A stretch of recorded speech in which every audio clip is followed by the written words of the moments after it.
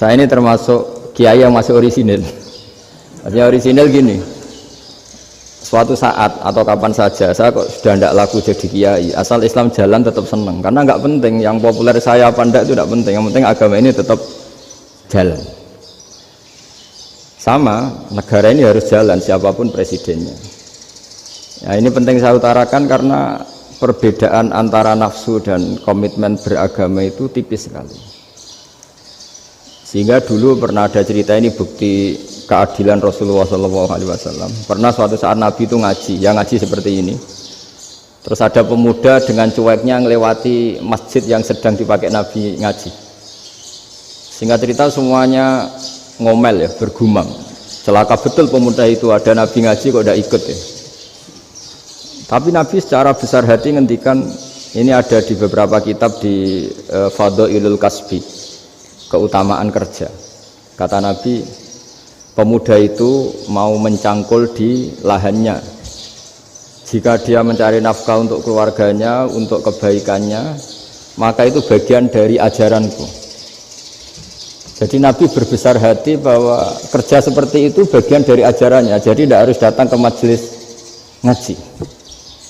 Dan bisa saja yang sedang hadir itu ya orang yang hindari istrinya minta belanja dari ngaji terus benar dituntut belanja kan gitu.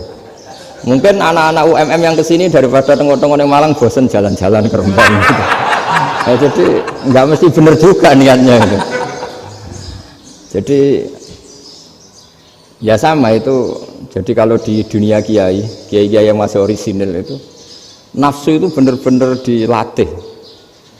Maka masyhur dalam cerita ada orang perang sama Ali radhiyallahu anhu.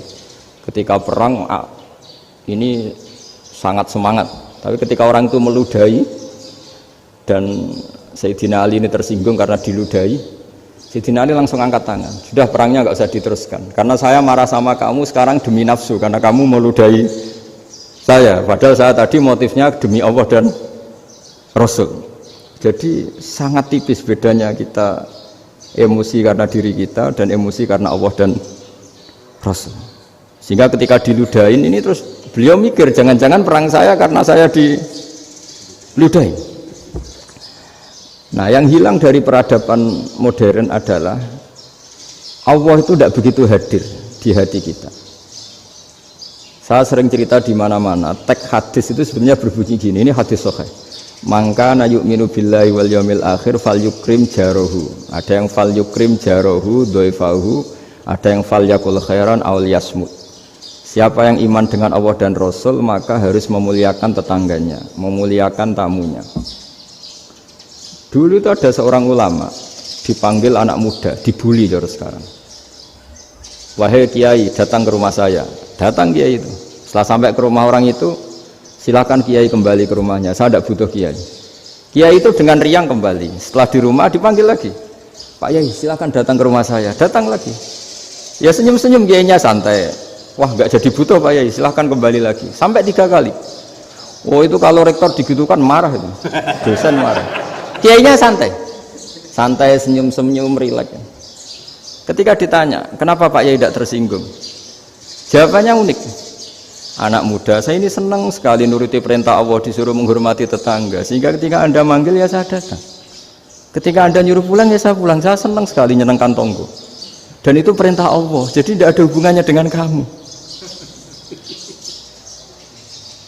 Wah pemudanya nangis minta dimaafin.